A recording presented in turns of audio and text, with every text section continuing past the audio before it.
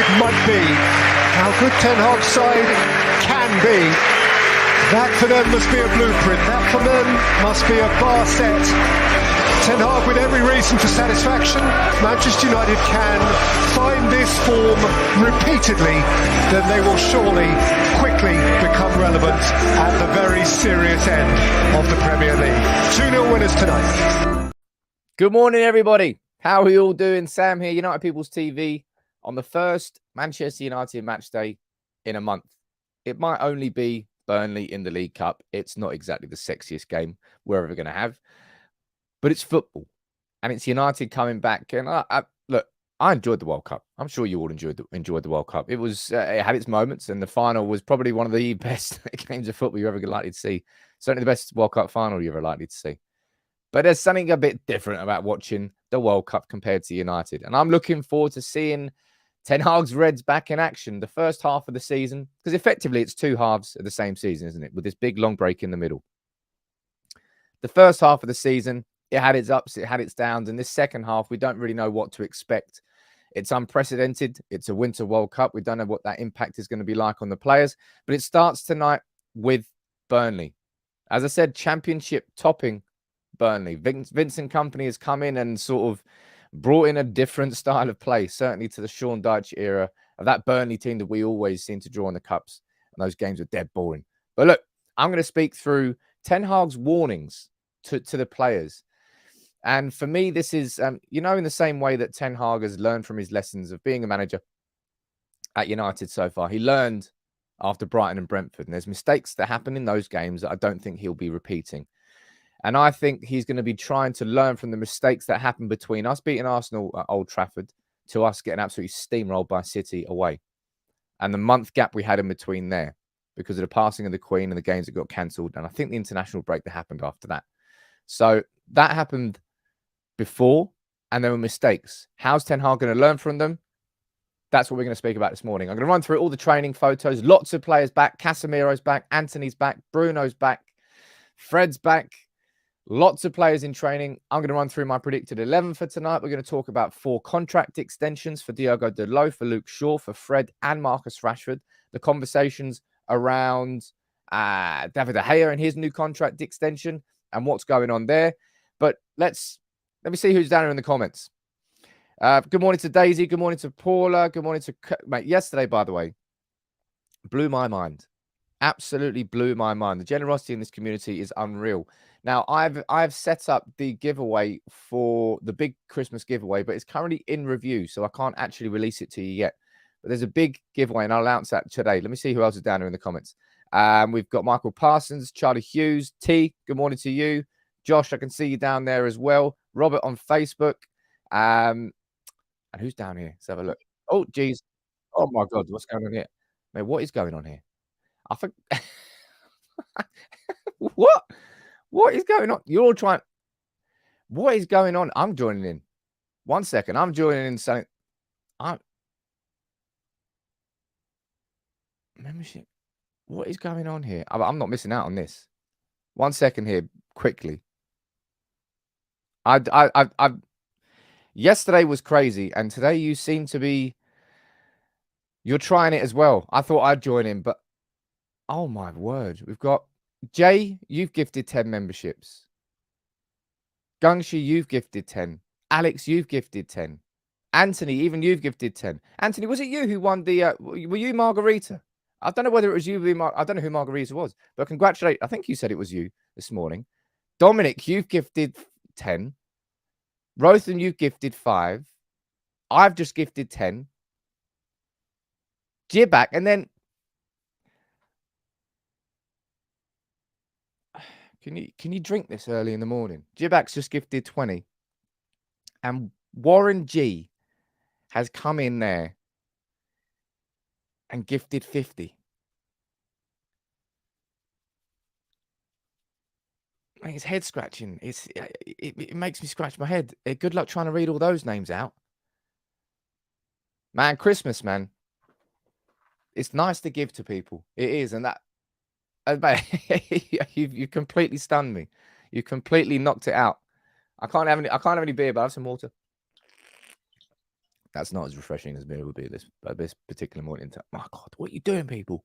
What are you doing? It's incredible. It really is. It's amazing. It's amazing. And I'll tell you now what the giveaway is. The main Christmas giveaway is I'm going to give away £200 cash, straight cash. And the entry is going to be simple. It's not actually open and live yet, but let me pull this up here and let me show you what this is. I was hoping to announce this morning so you could enter it, but it's not quite. It's in review to make sure that it's done properly. But I'm just going to do a raffle. Okay, it's going to be the ticket is going to be £5 per ticket, and 100% of the entries are going to go to charity. And the charity that I've chosen here is Children's Book Project. So what this is effectively, right? This is just a way of us as a community coming together and give it a gift for Christmas. So I'm going to give away, personally, I'm going to give away £200. It's not going to be anything from the entries. As I said, look, 100% of entry money will be donated to charity as a way of United People's TV gifting some gifts for Christmas, some gifts to children this Christmas. So 100% of the entries are going to go to the Children's Book Project, and £200 is going to come out of my own pocket. But for some reason, it's not quite been made live yet. So it's going to be, entries are going to be up until Christmas Eve at 1:45 midnight. So whenever this gets, it's currently in review, as you can see here. It's in review. So once that goes live, I'll bring that here. But man, honestly, this community is ridiculous. This community is ridiculous. Ruben, you're saying how many times can you enter the raffle? You can enter the raffle as many times as you like. If you'd like to enter once, you can enter once. If you'd like to enter 5 times, you can enter 5 times. As I said, 100% of the entries are going to the charity. I'm not getting any of it. It's just this way of, the community coming together. And I thought it would be nice to do children's books. It could have been lots of different charities, but I couldn't do anything local to me because it had to be a registered charity inside this raffle program. But look, man, what a way to start the stream. What a way to, I thought yesterday was crazy. That there was an absolute surge of generosity. It's incredible, man. You're all great. I can't wait to do the Christmas call in tomorrow night. Remember that 8 p.m. We've got this being given away. That's an Alejandro Garnacho stand chow. That's worth 50 quid. I'm also giving away 100 quid during the stream. Haven't told you how that's going to happen there, but that's going to happen. And also we've got this big giveaway, which is £200 cash monies. And that's going to go to a winner of that raffle. And all the proceeds from the raffle are going to charity. Josh, I need to actually look at that at some point. I'll try and look after and I'll see what we can get towards. What we can get towards. I'll try and find out what the number is. But I have no idea. I've got absolutely no idea. It blows me away. It blows me away, this community, every single day. It's great. It's great. But back to focusing on what's coming tonight. And United are back in action. And it's how excited are you for it? What are your expectations, I suppose? We've got 3 games left before New Year. We've got Burnley tonight in the League Cup. We've got Nottingham Forest on the 27th. That's the first game back in the Premier League. And then a few days later, we play Wolves on New Year's Eve. 3 games where, on paper, you might say Manchester United are favourites. But going into this game tonight, there's no way that we can go in with an expectation of winning. We're playing against a Burnley team, which is top of the Championship, has played 2 games in the last 2 weeks. They've won both of them. They're a team in form. They're a team reborn under Vincent Kompany. And United, look, let's have a quick look at the training photos that have come out here. Plenty of players are back in training yesterday. You've got Zidane Iqbal, who's obviously been playing there throughout the entire time. You've got Facundo Pellistri back there, Wan-Bissaka and Elanga. There's Fred back from Brazil. There's Bruno Fernandes and Anthony. There's Marcus Rashford. You've got Christian Eriksen there with Wan-Bissaka and a couple of other lads. And there's Casemiro. He's even repping a beard.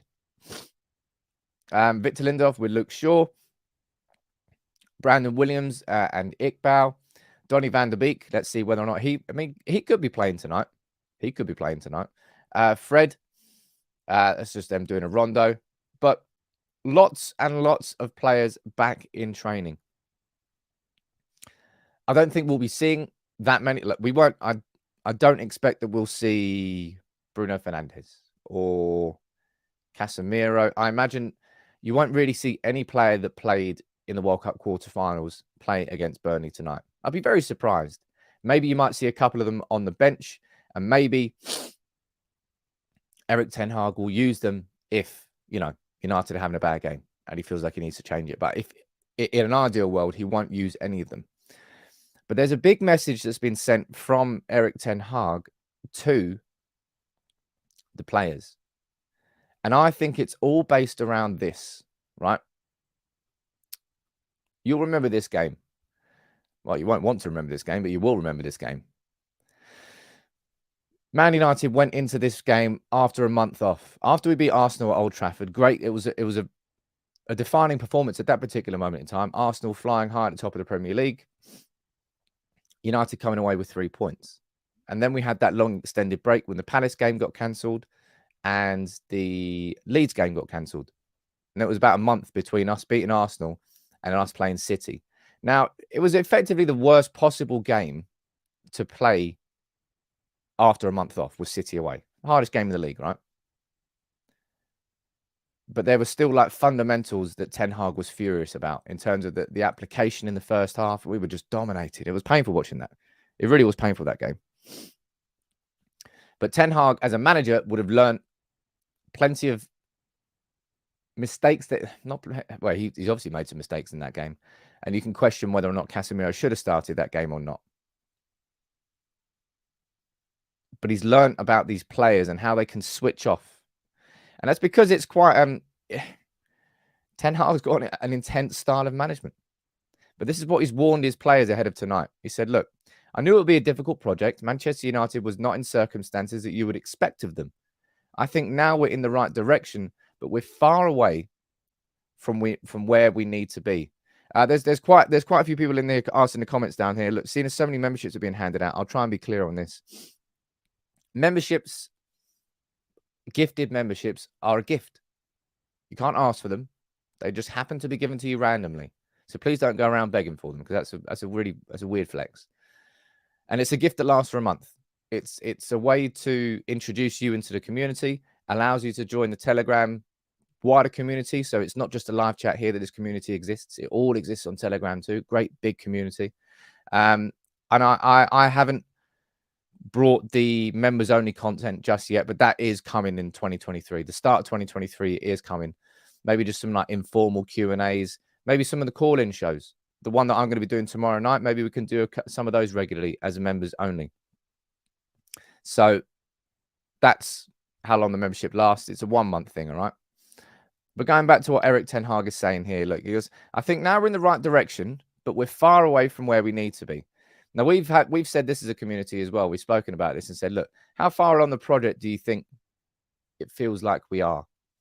And I think we all agreed that we were like, it feels like United are like 30% of the way there. 30% of the way there. There's still like a good 50, 60, 70% that this team needs to grow and improve. And I still think that's pretty fair. Because we're still not dominating games in the way that Ten Hag wants to dominate. That Spurs game, it's effectively a one-off, right? If Erik ten Hag was saying about how he wanted this Manchester United team to be, it would be that like Spurs every single week. But we've only seen that once. So that you can't say that we're that far down the process, because we've only done that blueprint game performance once in total for a full 90 minutes. And speaking ahead of the game tonight, this is what Ten Hag said to his players. He goes, I always say that satisfaction makes you lazy. And if you are too satisfied with yourself and your team, you will not maintain those high standards. Up to me to control that and set a good example, but we have to live high standards all the time. And I think this is probably because if you imagine, right, Ten Hag he's been working with the squad for a month. He's been waiting for these players to come back from the World Cup for a month. This is tonight might for the players coming back, it might just be like, oh, fucking hell, Burnley on Wednesday. I've just come back from the World Cup. Whereas for Ten Hag, this is what he's been working towards for the last month. So he's going to come in like drilled in of what he expects from these players. And that's where the drop-off came against City last time. After a month off, the players just weren't switched on to the basics and the fundamentals of Ten Hag's intense style of football. And I imagine the next 3 games won't be particularly pretty, right? Against Burnley tonight, I'm not expecting a blow-away performance from United at all. I think if we win, it's going to be scrappy. And I would expect the exact same against Nottingham Forest and Wolves. These 3 games are going to be about results more than performances. Ten Hag will be demanding and expecting performances, but I think it's going to be tough because of Ten Hag's style of football, right? Because of how intense it is and how much you've got to be as a collective team and a unit, and the fact that the majority of the first team is probably not going to be playing tonight. May not even be playing against I imagine the majority of them will be playing against Nottingham Forest, but Varane and Martinez won't. So it's going to be a makeshift back 4. And this is what else Ten Hag said about it. He said, look, players come back and they've been playing 6 weeks in a different environment and different styles of play. And then they have to get back to our style and system and our rules and principles. And it's a team sport. So all of the 11 have to be on the same page. Alex, you're saying down there, I think you're correct in saying that it's a sort of test of mentality. Games like this will tell Ten Hag a lot about the squad from a trust perspective. And I think the squad, I'll be honest,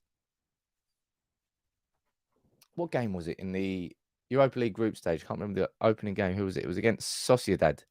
That was it. That was a game where Ten Hag put a lot of trust in his squad. He rotated a lot because he knows that he needs to get his squad playing across the course of the season. And he switched a load out. And the players did not deliver. The second team did not deliver whatsoever. That was where the trust was, he trusted his players and they didn't deliver. Next few games, because we have no idea what the fatigue, what the mental and the physical fatigue is going to be after this World Cup. And that's why something like this is so important, right? So I spotted this yesterday. Erik Ten Hag has brought in a life coach to try and help Manchester United players get over the World Cup. And that's his way of trying to ease what I've just said there. They've just gone from playing in the World Cup, the biggest stage in international football, and they're coming home to play Burnley on a cold night on Wednesday in December at Old Trafford. It's a massive drop-off in terms of the occasion, the expectation, the anticipation. It's something that the players may struggle, and I imagine they will struggle to deal with. And it's unprecedented, right? Because normally a World Cup happens in the summer, and then you've got time to recover. But instead, you've gone from World Cup quarter-final pain and World Cup semi-final pain and World Cup final pain, all winning the World Cup, to then going back into domestic football immediately without a break into an intense period. It's going to be hard. And I think Manchester United have shown massive mental fragility over the last, I don't know how many years. So yeah, Ten Hag's right to be doing stuff like that. It's something that I think will help these players. And Ten Hag is somebody who, in my opinion, how do you think these players see Erik Ten Hag now? Do you think they see him as like an overly authoritative voice, like Mourinho-esque? Because I don't think they do. And of course, that's me making sort of assumptions from the outside looking in. But just from what I can see and sort of the way that Scott McTominay was speaking about him, for example. Is that this quote here? There you go. This is what McTominay said. He said, he's like that with a lot of players, where he'll sit them down and speak through clips of games, doing this, how you can influence this, loads of fine little details that can help players and obviously give them confidence. Now, I trust in, as a fan, right? I trust in what Ten Hag is doing more than I've trusted in the manager post-Fergie. Mourinho, I hoped more than anything. I was just like, oh, man, Mourinho's won everything anywhere else. Like, surely the one thing that's missing from his CV, if you want to call it that, his legacy, is staying at one club and building that, being like having his Fergie moment. I was like, maybe he can do that at United, and it didn't work out. Van Gaal was always just, I mean, it jarred, man. It jarred. He's a hilarious dude, but his football, boy, I think his football was probably the worst. Out of all the managers, I think Van Gaal's football was probably the worst that we've had post-Fergie. And you could throw Rangnick in there as well if you want, I suppose. Solskjaer, yeah, just, you knew that he wasn't ever going to be at the very, very top, but you just enjoyed the ride. But Ten Hag, for me, has got a firm grip on this job at Manchester United. He said there at the very, very beginning, he goes, look, I knew it would be hard. I knew it would be tough at Manchester United. And that was always one thing I said about why I was impressed why he took the job, is because he put his whole legacy on the line. Because he knew that, I've said this before as well, Ten Hag's legacy as a manager is not going to be remembered for his successes at Ajax, unfortunately. It will be remembered for what comes next, and that's Manchester United. So he's putting his own managerial legacy on the line at the same time as trying to help revive Manchester United. Ray Nico, you sit down here saying, I live in the Netherlands. And the whole vibe around Ajax was that he was basically friends with many players, despite his ability to be rather harsh. And he said he's very honest. I mean, it's man, I just feel good about Ten Hag as manager. The way he dealt with the Ronaldo situation really, really cemented that belief for me, because it was such a difficult situation to deal with the biggest of names. I thought he handled it correctly.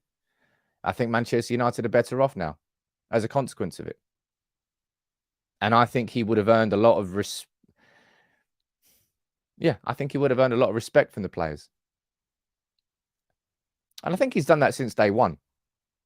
And the fact that all of his signings are pretty much our best players this season. There's just a lot of positivity around the club in terms of the football on the pitch. Combine that with the fact that the Glazers are genuinely thinking about selling the club, and you can understand why I can look now at the next, I don't know, 3, 4, 5 years ahead with a lot more positivity than I did for the last 3, 4, 5 years behind.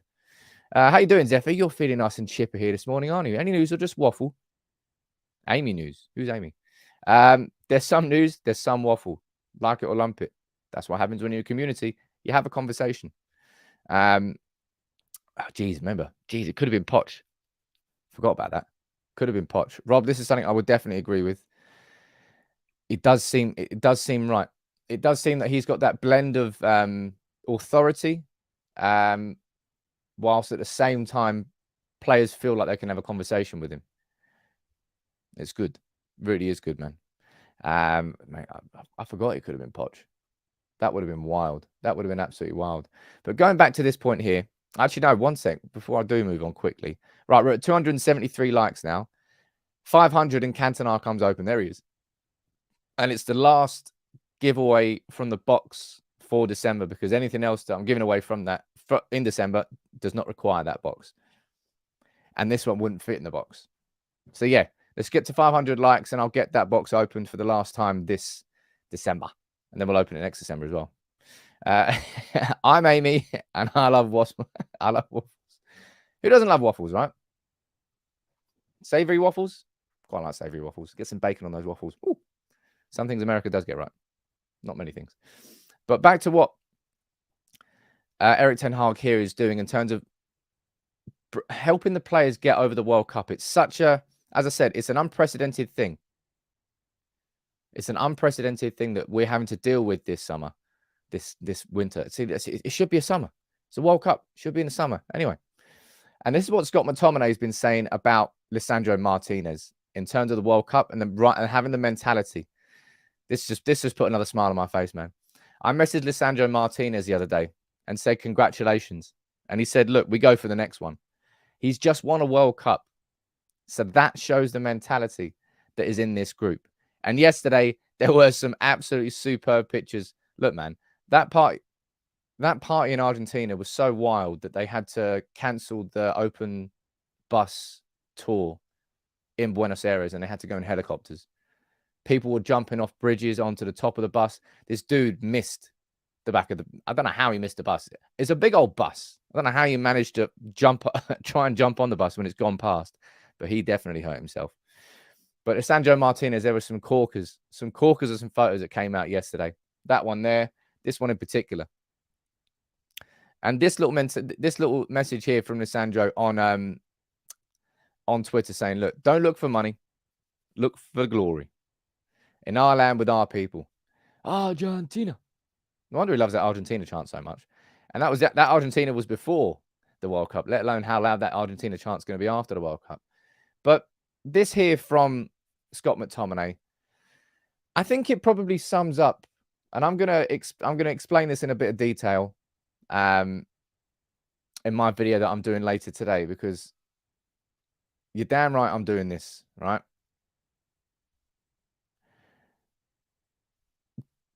I did that video before with a big smile on my face, really, sort of vindicated smile, about Lisandro Martinez and the fact that Jamie Carragher made that assumption about him being a failure simply because he was 5'9". And it quite literally is Jamie Carragher's job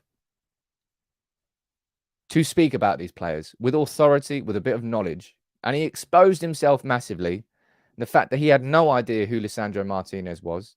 He had no idea how good he was. And he had no idea about the overall power in his game that comes around the mentality and the approach and the aggression that more than makes up for the fact that he's 5'9". And he's out there at the World Cup. He might not have played in the final, but he played in 5 out of 7 games for Argentina. He completed 90 minutes twice. And he helped them turn that around after their first game defeat against Saudi Arabia. It's, yeah. It just annoys, Jamie Carragher just chose the worst fucking person to go after. He really, really did. He chose the worst person to go after with such a strong opinion after only 2 games. And until he comes out with a formal apology, not a formal, he's not going to come out with a formal apology. But I don't care. I'm just looking forward to doing this video again, because just as much as I enjoyed doing that last video, because I'm here to defend my own players in the same way that we're seeing Ten Hag sort of defending his own players, in the same way that we saw Fergie defend, like what Ten Hag is doing right now with Jadon Sancho, for example. That's a really powerful example of I suppose, a softer approach of man management. Behind the scenes, Ten Hag's not telling anybody in the media what's going on with Jadon Sancho. He's just not physically and mentally ready to play for Manchester United at the moment. That's all you need to know. Jadon, you can just stick to your own individual training plan. Here are some coaches that you should be using out in the Netherlands. Go there. Don't come to Spain. We'll see you when you come back. Really good man management. I can't wait to get this bloke back at the club.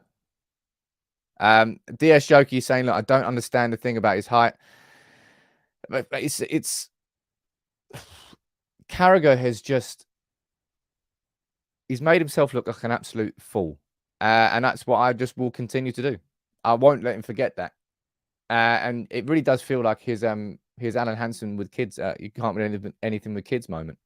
But that's what happens if you, as a pundit, you need to be knowing who you're speaking about. And if you can speak about, do you remember when he did that on Sky Sports and he even pulled up stats? He was so confident in what he was saying because he had some stats from the games against Brighton and Brentford. Talk about a small pool. And this is what I mean about knee-jerk reactions and about, yeah, it fucks me off. And I can't wait to do that. I cannot wait to do that video. And that video is coming out this afternoon in the build-up to the Burnley game. You definitely want to be watching that. It's going to be entertaining. I think so anyway. But look, there's some really important news came out yesterday, which kind of went under the radar a little bit. And it's something that we knew that was going to happen. But it's happened. And Manchester United have extended the contracts of Marcus Rashford, Diogo Dalot, Luke Shaw, and Fred. 4 contracts have been extended. So what that means is that Manchester United had contracts with all 4 players and had the ability to extend it by 1 + 1 year. It's not a brand new long-term deal for any of those players, but for Diogo Dalot and Marcus, is it all of them? Was it Dalot, Rashford, and Fred? I'm not sure whether it was about Shaw, but anyway, they've just been given an extra year. So with Marcus Rashford, that means now, for example, there were talks about him leaving on a free in the summer, that he could speak to other clubs in January. That can't happen anymore, right? Same goes for Dalot, same goes for Shaw or Fred. It's Manchester United protecting themselves. But building on that, this is what Laurie Whitwell from The Athletic is saying here. He goes, Luke Shaw and Diogo Dalot, they're both in line for new contracts beyond 2024, right? But as it stands, there's no talks planned for Fred beyond triggering his clause to next season. That situation is going to be evaluated in the summer.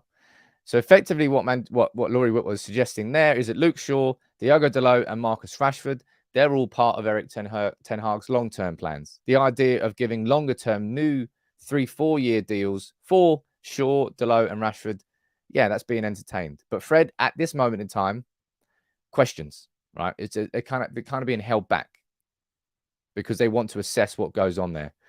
Now, you can let me know what you think about that in the comments below. About Fred. Fred is a player that, wow, man, the amount of debates that we've had about Fred. I've hated him at points. I've loved him at other points. There's massive extremes when it comes to watching Fred in a Manchester United shirt, isn't there? He's either very good or very shit. It kind of really isn't any, it really isn't any in between. And it does depend on the position he plays in. I think I think Fred's a decent enough squad player, but if Manchester United had enough money, that we would be able to replace him with a better squad player that's far more suited to us. But in terms of the pressing style, you see that performance against Spurs, for example, right? Spurs is, in my opinion, it is the blueprint for how Manchester United should be playing going forward. And in that game, that was probably Fred's best performance in a United shirt, and he was absolutely crucial in that performance existing because we were pressing intensely in the front third. And Fred was an absolute pest that whole game. I think he scored as well, didn't he? Can't remember.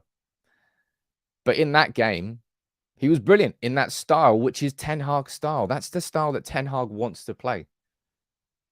So you can understand there why Fred's getting that 1 year extension. United don't want to lose him on a free. And what it does, it effectively pushes that conversation a little bit further down the line. The idea of replacing and upgrading Fred inside this squad is nowhere near as important as getting a new striker, getting a right-back alternative for Diogo Dalot, getting another Christian Eriksen type player. All three of those are more important upgrades in the squad that need to happen before the idea of replacing Fred is a conversation. Now, in an ideal world, you have the money to do it all at the same time. And maybe we would with new owners. But I can understand giving the 1 year extension and also at the same time understand why Manchester United aren't really talking about giving him a new long-term deal, not until at least the summer. Let me see what you're saying down here. Just not a Fred fan, too chaotic and too inconsistent. I mean, chaotic, he is pretty chaotic, man. Liam is saying he's a very good squad player, more bodies in midfield, the better for Ten Hag. Let's see if he can play a big part in the remainder of this season. Fred reminds me of Anderson. Anderson was a player that was brought to United as such an exciting attacking Brazilian midfielder. And Fergie effectively tried to convert him into a defensive midfielder. Lo and behold, it didn't work. Fred, there are similarities in that respect. When we signed him for, was it from Shakhtar Donetsk, I think it was? He was that Brazilian number 10 style, maybe not like a number 8, number 10 for the Ukrainian team. And when he's come in, he's ended up playing more in a double pivot alongside McTominay, which is not his natural position. And he's not very good at holding discipline. He's not very good at ball retention. He is a bit more chaotic. But then he's played in a number 10 role, and you're thinking, wow, you can't play that number 10 role either. His best position is that pest, that person who wins the ball back and then just feeds someone else in a team which is really aggressively pressing from the front.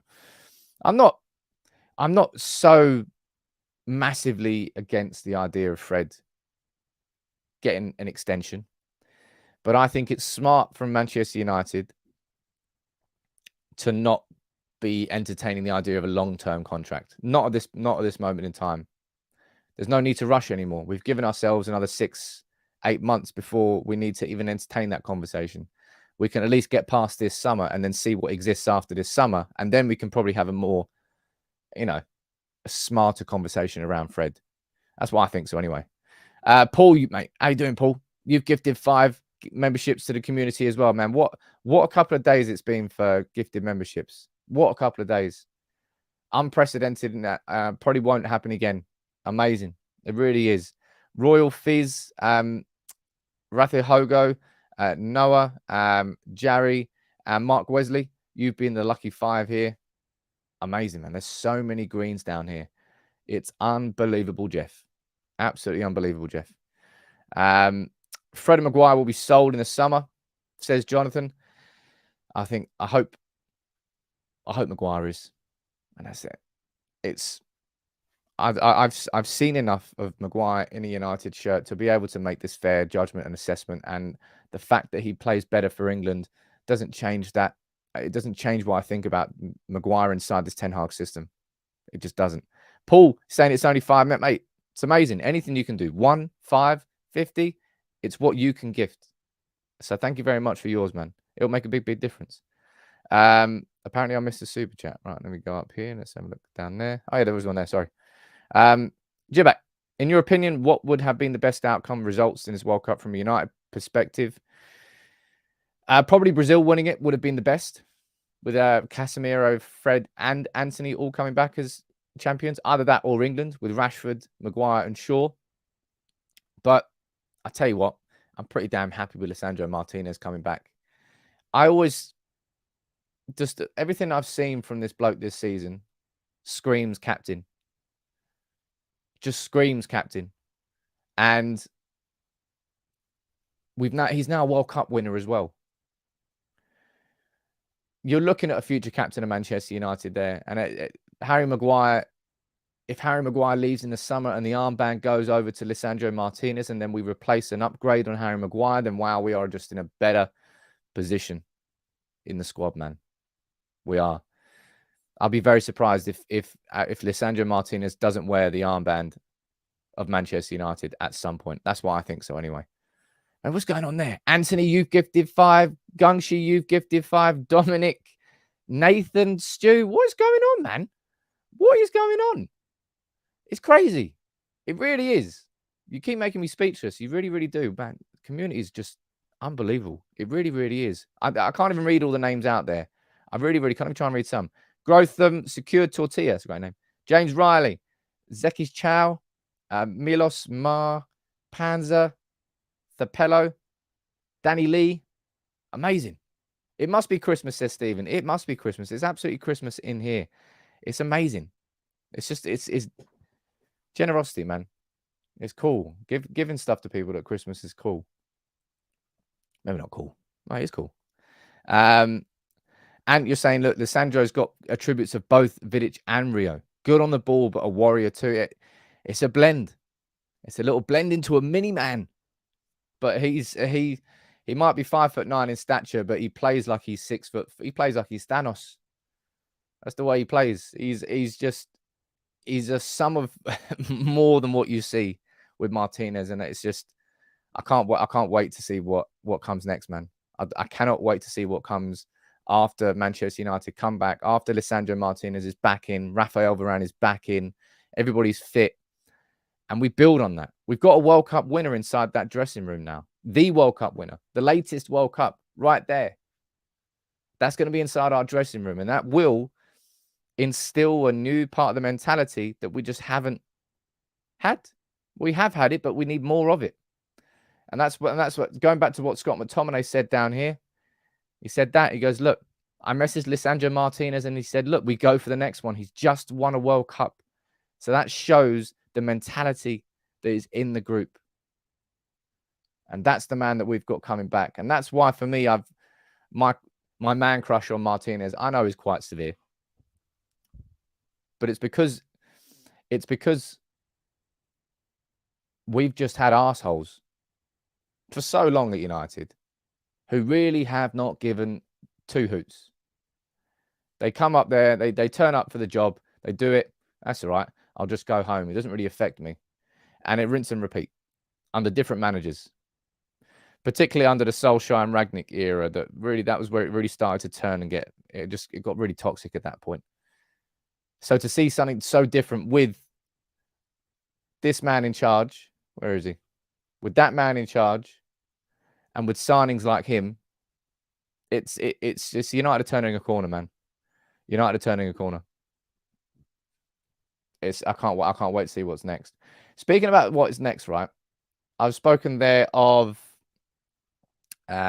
the 4 contract extensions that were handed out for Rashford, for Dalot, Shaw, and Fred.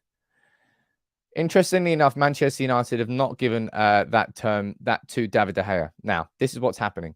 David de Gea is on a contract currently, which is £375,000 a week. It's a huge contract. Man United have chosen not to extend that current deal because it would mean giving de Gea an extra year on 375 grand a week. That's not what the club wants. We're in talks over a new deal with David de Gea, but if David de Gea signs a new deal, it won't be a contract extension. It'll be a new contract, and it'll be on reduced terms. Let me go down here and see what this article was saying about this. Let me see what it's saying there.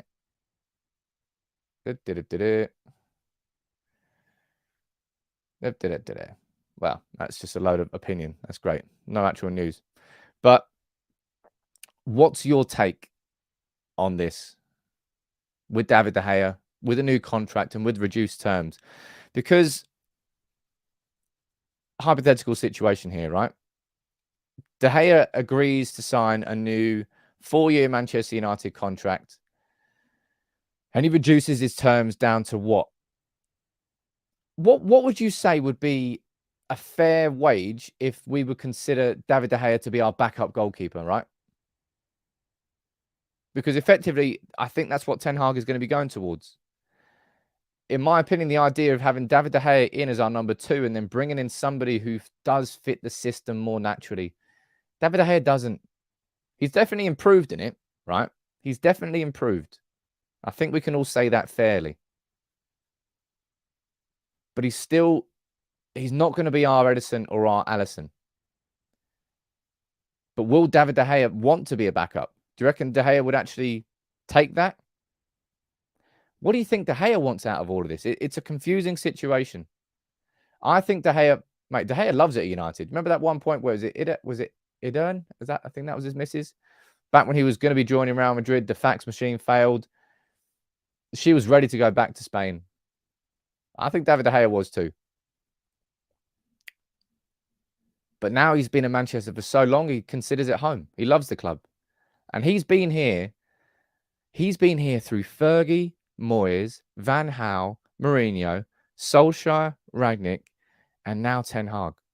He's been here for 7 managers. And coming up to 11 years now, I think. But it's a really important situation that Ten Hag needs to resolve. I think the Maguire situation is a massively important one now that the Ronaldo deal is done. I think David de Gea is a really important one to get correct.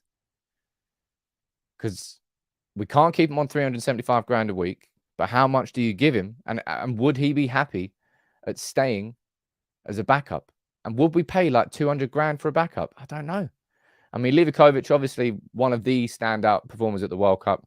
The Croatian goalkeeper was absolutely fantastic. But I don't think he was particularly impressive from a ball playing perspective. He was just an incredible shot stopper, incredible penalty. A lot of the characteristics with that, maybe not saving penalties, not with David de Gea. 250, and so I don't think he'll want to be a backup. I don't think we'd give that much to a backup, would we? That would be foolish. 200, 250. He's getting contract advice from Jones. Yeah, saying Livakovic was a quality goalkeeper before the World Cup. I don't know. I don't know what the actual situation around this De Gea contract is or will be. Part of me is it's because there's a definite emotional attachment to David De Gea as a United player, right? He's stuck around. He's been here for a long old time. And I'll tell you what, if he wasn't here through these 10 years, shit me, we would have fallen a lot further. we would have fallen a lot further if we didn't have David de Gea between the sticks.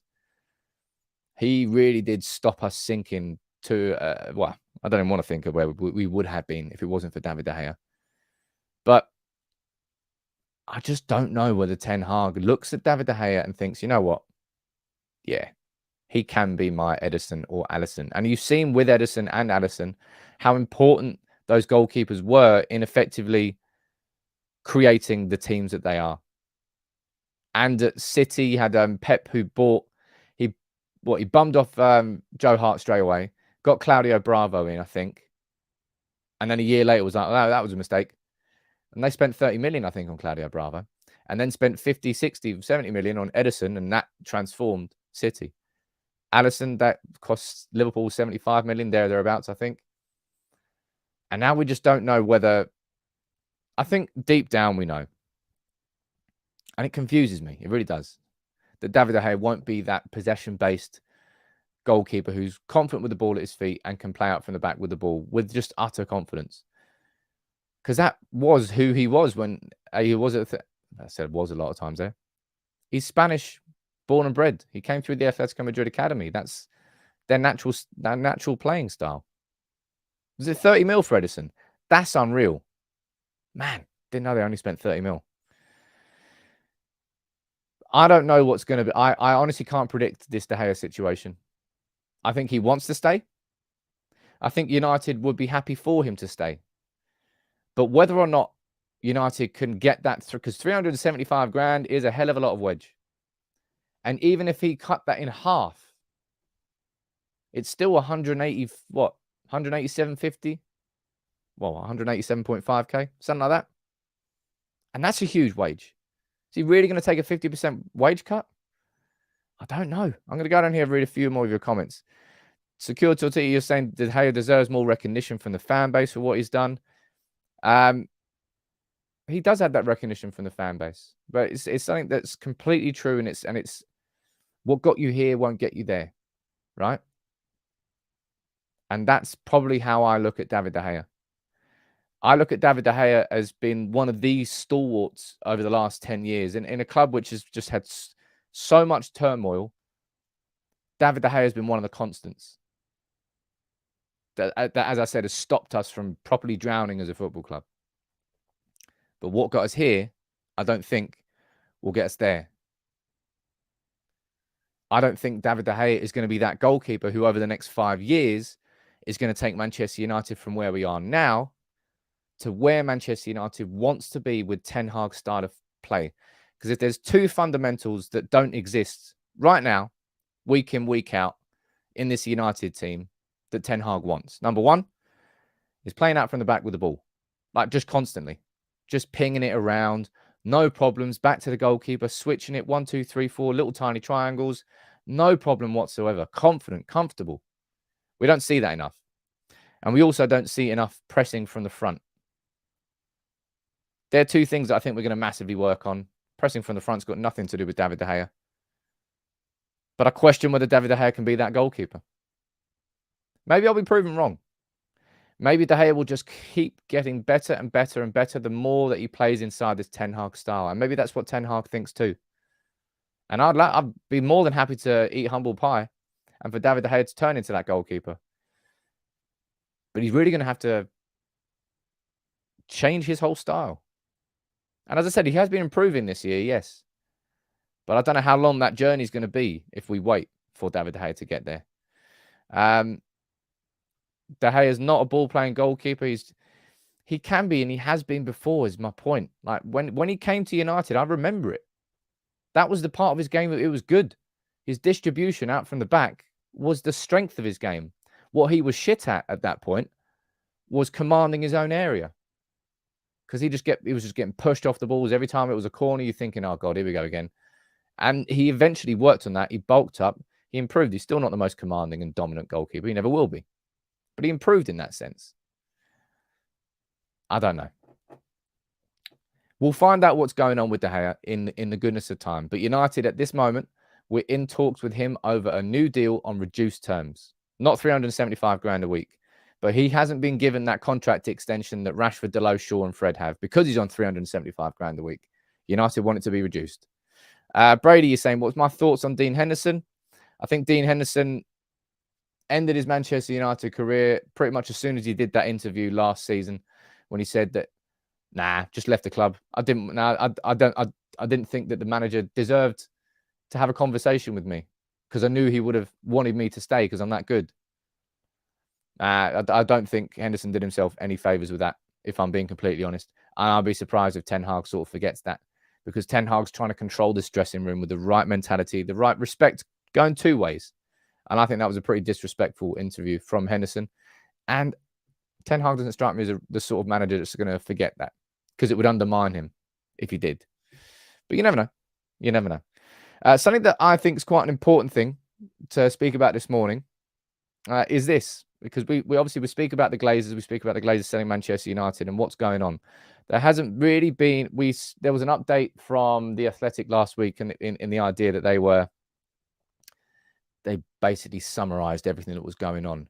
But the price has always been the sticking point for Manchester United. Now, this has happened out in America in the last 24 hours. Phoenix Suns are an NBA franchise, and they have been sold for a record $4 billion. What we got here? We only need another 40 likes, and then we can get the Cantona box opened for the last time. So make sure you drop a like on the video. But in terms of the reason I'm saying that this is quite important is because this is happening at the same time as the Glazers are having conversations about selling Manchester United. And if you're going to be selling the Phoenix Suns and I think Phoenix Mercury, which is the women's version of their team, effectively like selling Manchester United and Manchester United's women's team, they sold for $4 billion. So that gives the Glazers another sort of precedent, another sort of pillar to compare to and say, look, the Phoenix Suns are worth $4 billion. Now, how much is Manchester United worth? And they'll probably be using that. And interestingly enough, I think Leon just got sold as well. It's the time for selling clubs, apparently. US investor John Textor completes Leon takeover.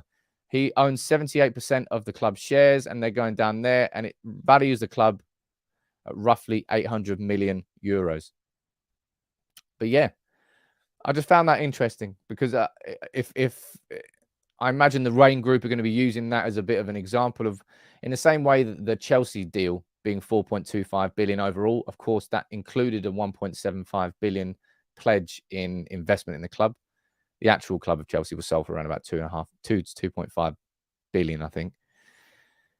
But no update on that yet. And I swear, when that update comes, I'm excited for it. I'm really excited for it. Right, 505 likes. Let's get this box open for the last time this Christmas.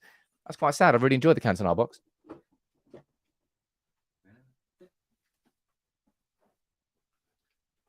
I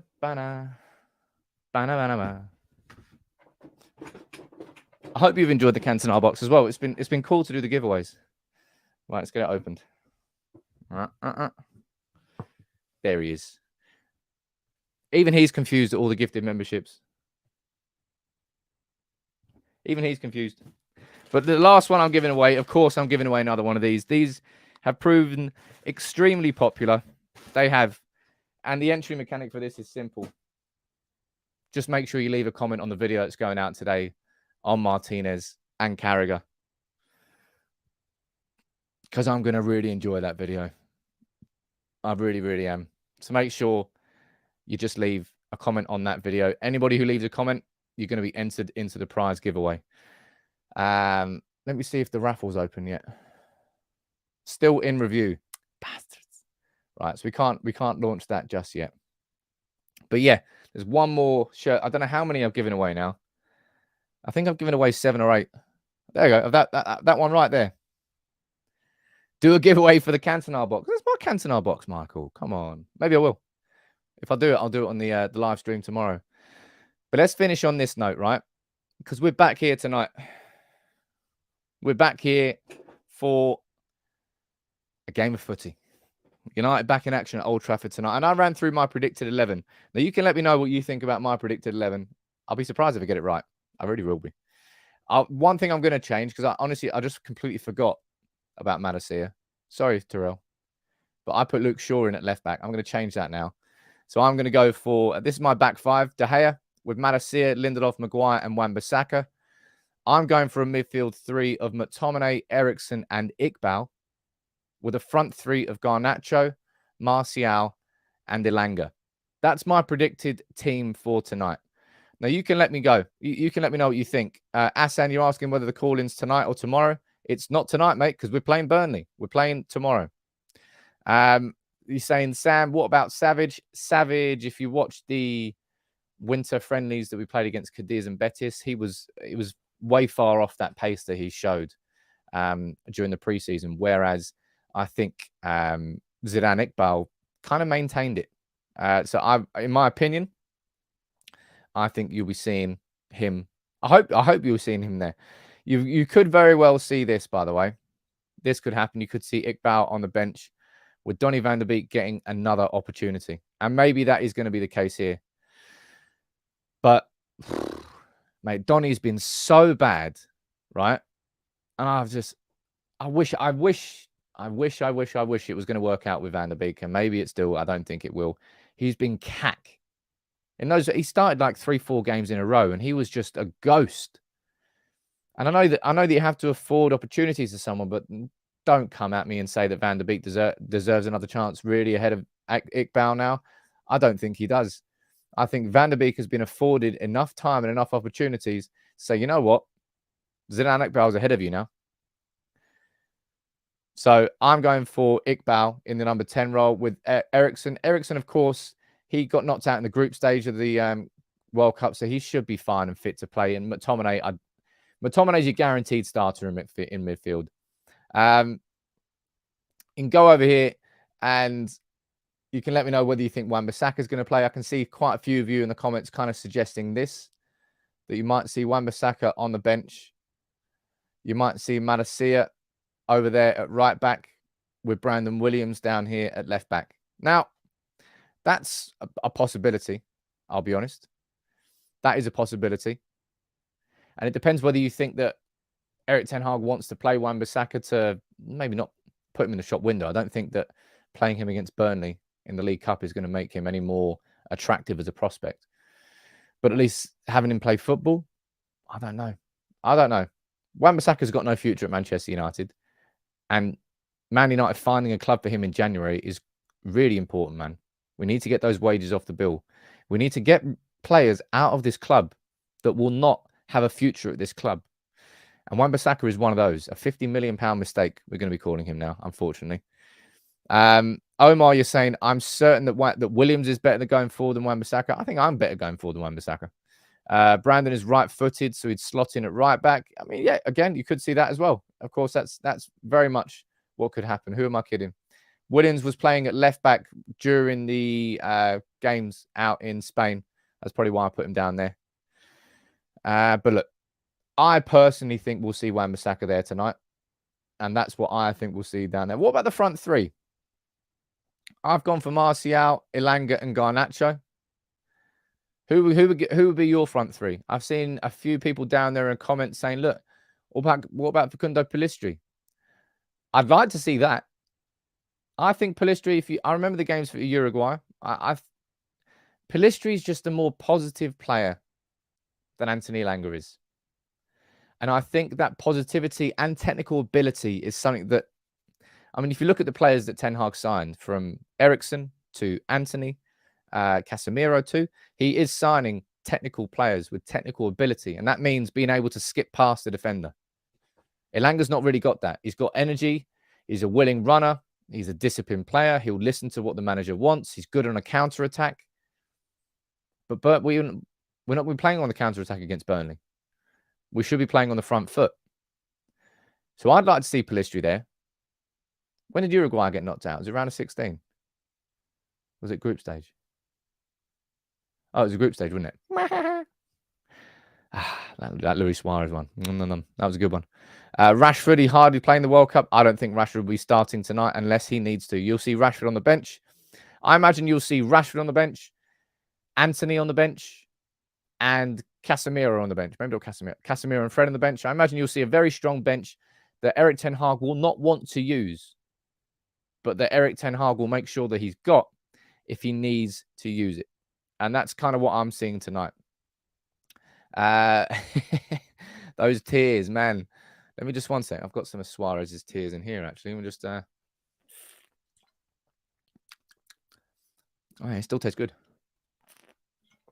Oh, man. Hell yeah. Isn't it amazing how every single person, apart from Uruguayans, loved watching Suarez cry? That's what happens when you build yourself up to be a villain your entire life. When you fall, everybody is going to revel in it. And I did. They are still very salty, Daisy. Very salty, but they taste good. They taste good. But yeah, I reckon this will be in my opinion, I think this will be the starting 11 tonight. Let's see how many I get right. I've done it. I think I might have got 11 out of 11 once or twice. It's a strong enough team. I'm really, really, really nervous to watch this man, if I'm honest, because we need Martial fit, and the second half of this season. It's if we don't sign a striker and Martial gets injured, we're screwed. We are screwed. I hopefully think we will sign a striker of some variety, an attacker, a striker, a goal scorer, no matter how you want to call it. We need to sign one. But that is my predicted 11. Some people down there saying Wan-Bissaka won't start. I saw it. It's a predicted 11. I might get it right. I might get it wrong. We could see Williams there. We could see Wan-Bissaka there. I've no idea. The people I feel are definitely going to start are Martial, Garnacho, McTominay, Maguire, Lindelof, Malacia, and De Gea. I would probably say thereabouts. I don't know. But what's your prediction? Fire in your predictions in the comments. And I'll give you my prediction as well. I'm not sure I actually gave my prediction yesterday. What would my prediction be? Mate, my prediction is it's not going to be an enjoyable game to watch. Right? It's not going to be an enjoyable game to watch. I think if United win this game tonight, it's going to be a real scrapper. And I'm hoping for like a 2-1. Go down there, Carl. That's what you're hoping for as well. You're going for a 2-1, or you're going for an 8-1. Imagine we had an 8-1. It's not going to happen. 2-1, you're going 3-1. Down there, Ashwin, you're going for a 2-1. Carl, you're saying 2-0. Charlie, you're going for quite a lot of you saying 2-1 down here in the comments. 3-1 United, 2-1 to Burnley. 2-1 you gave me. Oh, there you go. I did remember my prediction then. It's 1-0, Titan nasty, man. It'd be good if that back four, for example, that back four plays and we keep a clean sheet. That would be a bit of a big surprise. I think we'll be conceding chances tonight. And remember, Burnley are playing good football. This isn't the Sean Dyche Burnley anymore. This is a Vincent Kompany Burnley. They signed a lot of players and they're playing a different style of football. It won't be an easy game in any way, shape, or form. But it's just going to be good to see United walk out at Old Trafford again after a month. I enjoyed the World Cup. It had its moments. I'll tell you what, it had the moment. I'm so glad that Lisandro Martinez won it. I know that it probably would have been better for United overall if England won it or Brazil won it. But I'm so glad that Lisandro Martinez won it. And my man crush just goes deeper and deeper. Look, Jason, you can't wait for the Spitty C video. I'm definitely going to have to get that bad boy in there just to make sure that he doesn't forget about it. But look, thank you all very much for joining in. I want to say again, I think it was like, we must have had about 175 gifted memberships today. It was over 200 gifted yesterday. Like, your generosity is unrivaled. You're allowing me to do these giveaways, like this 50 quid poster, 100 quid cash I'm giving away tomorrow. I'm going to give 200 quid cash away on Christmas Day. All proceeds from that raffle are going to go to charity. Let's see how much we can raise the community for this charity here, Children's Book Project. 100% of all entries to this raffle, when I manage to get it launched and live, will be going to that charity. Let's see how much we can raise. Bully saying who won the poster. That's going to be given away tomorrow in the live call-in show, as well as £100 cash. But look, thank you all very much for tuning in, as always. I'll be here later on tonight with my match reaction to the Burnley game. I'll be here this afternoon, very shortly, with my video on Martinez and Carragher. Big up to all of you, ladies and gents. What a community, man. It blows me away every single day. It really, really does. And there's somebody who's got something really important to say. We're gonna do it anyway. We're gonna do it anyway. We're gonna do it anyway. We're gonna do it anyway. Yes, we are.